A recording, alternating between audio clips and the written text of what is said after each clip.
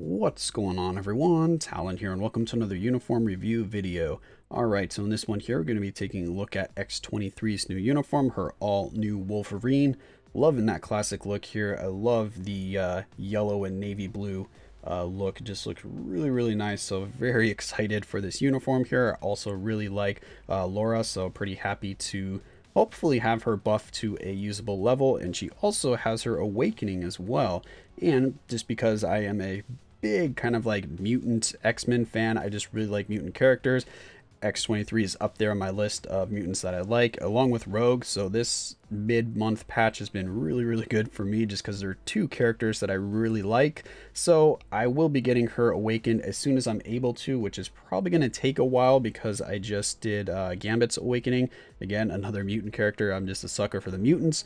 But anyway, as you can see, very short on resources because Gambit kind of drained me and I was just barely able to get his awakening done. So it might be a little while before you actually see a video of me showcasing her awakened, but I do plan to get her awakened, so eventually it'll be on the channel. But for this video, we're going to be looking at her uniform. So let's go ahead and see what this uniform does for her.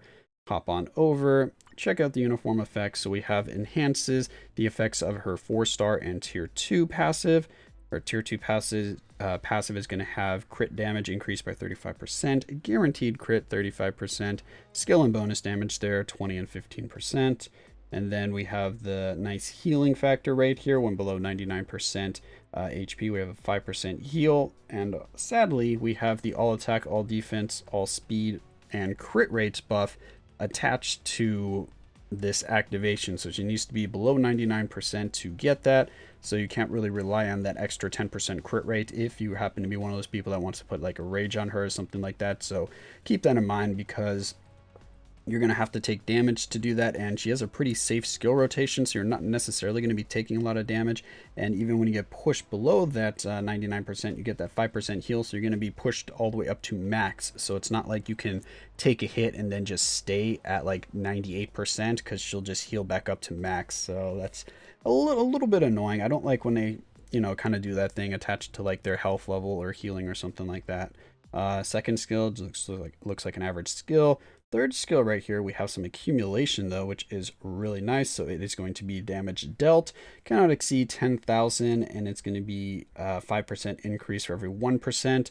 So we're going to be able to get a 50% all attack buff here, so not too shabby. We have damage immunity for 6 seconds. Then over here, we got some paralysis that ignores immunity, so we have 2 seconds of paralysis there on the fourth skill.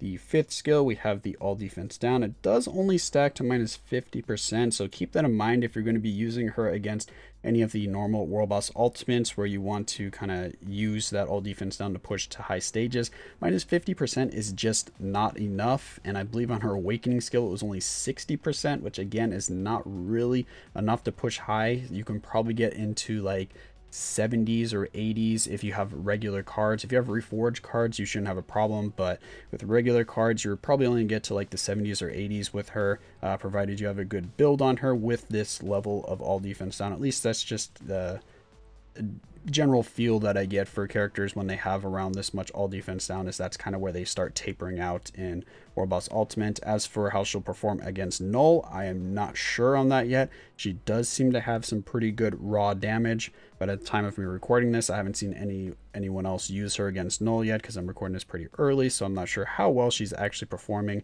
and if people are trying her out against Null, if they put rages on her or whatnot. So this video is mainly just going to be my opinions on uniform, and we're going to show her off in World Boss Ultimate. Oh yeah, I didn't go over the rest of her uniform bonus here. We also have applied to self a 30% physical attack increase guaranteed dodge by 20%, and increase all debuff effects by 20%. Interesting. Actually, she might be better than I thought after I go through that whole rant about the all defense down. An extra 20% on her awakening skill with the minus 60%, that could actually do something. So with this uniform and with a debuff lead, what would that get her? That would get her like 70, 80. I might get her to the 80. I might get her to like 87. I might get her to the 87% all defense down, and that would be enough. So maybe I misspoke there. She might be able to push some pretty high stages then in World Boss Ultimate. we'll have to wait and see how that scales with the debuff lead. But let's go ahead and hop into the skill preview and see what her new skills actually look like with this uniform. Alright, so we have the first skill right here, which is pretty similar to her previous first skill. Second skill, we have a little bit of extra slashes there, and it doesn't have like that spin. I think she spun before with her, her second skill before was just the dash through. She just did a dash through with the claws, so now we have a few extra hits. The third skill here kind of just does a charge up, and then she does some slashes, but you can instant cancel that to get your accumulation and then move into the next skill, so you can switch it on over because she is very damage proc friendly. If we looked at her, which I didn't show off, but if we looked at her skill cooldowns, all of them are less than 7 seconds. I believe they're all like 6.5 seconds, or maybe they're at 7 seconds, so she's very usable with a damage proc. And then we have the fourth skill. She goes into an iframe for this one, so that is really nice. And then we have the paralysis at the... Yeah, we have the paralysis when she goes out of the iframe, so she should be safe for this entire skill animation. And then the fifth skill, she goes into an iframe, she calls in Wolverine, and boom, they go to town with all of these slashes, which it looks like there's and that nice little finishing move there. It looks like there's a lot of hits there, but I've tried her out a few times in World Boss Ultimate, and that doesn't always seem to trigger her obelisk, so I've had issues getting her obelisk to proc on the fifth skill, because I want to proc on the fifth skill for that damage, but I don't know, it just doesn't seem like enough hits. It looks like there's a lot going on, but since we're hitting multiple targets here, it's a little deceiving, so it's not actually as many hits as you might think. So I'm not really sure that she's going to be a really good candidate for a CTP of energy, just because it doesn't look like she has a ton of hits, and that hit right there is not going to be doing damage when your proc is still activated, because that's after the skill has already finished. You might be able to take advantage of it, of course, for her awakening skill, which her awakening skill, she called in Gambit and Nightcrawler. Oh no, Gambit and Nightcrawler, that's who it was.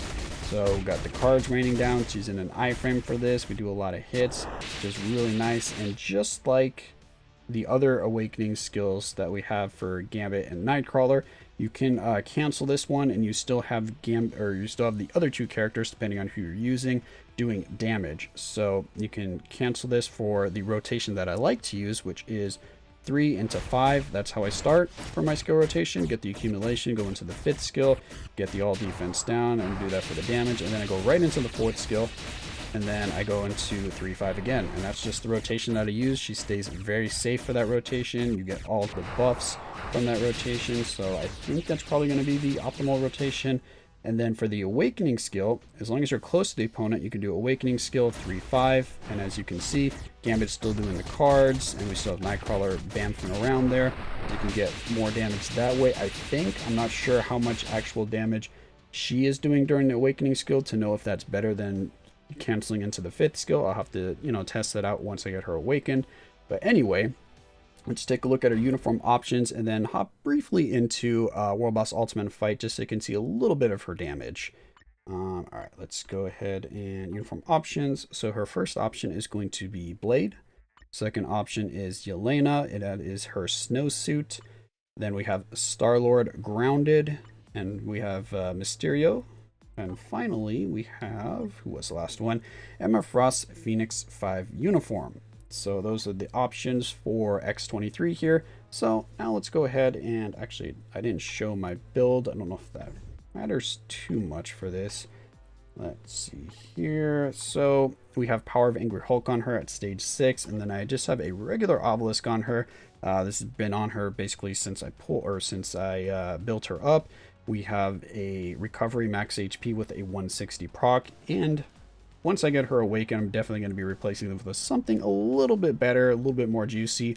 We'll see what I end up going with at the end of the day, but for now, this is what she has, and this is what she'll be showcasing in the video. There are her stats. So let's hop into World Boss Ultimate and see how she does with this new uniform. Alright, so we're back over to Proxima here.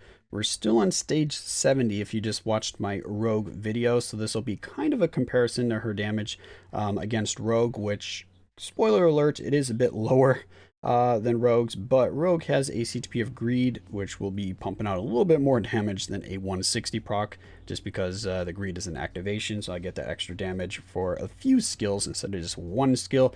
At the same team here, we have Enchantress for the debuff lead, and then we have Dazzler for the mutant support. So let's go ahead and hop in here, and I'm actually curious to see how much all defense down she gets because of the uniform bonus and the leadership bonus, because Rogue, well, actually Rogue has an extra 20% built into her kit, so it should be a little bit less than Rogue's, because Rogue's was minus 55%. So anyway, let's just go ahead and see. And I think, what did she stack up to? 71%? Or maybe it was less than 71%.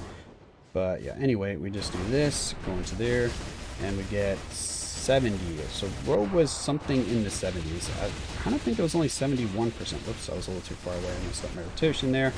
I'll have to go back and look. But anyway, as you can see, she is doing damage, which is nice here on stage 70. Stage 70 is not super easy by any means, especially considering I don't have any reforged cards or cure stat or anything like that to give me a advantage here. So it's just kind of base stats. But look at that. The obelisk just doesn't seem to want to... Whoa.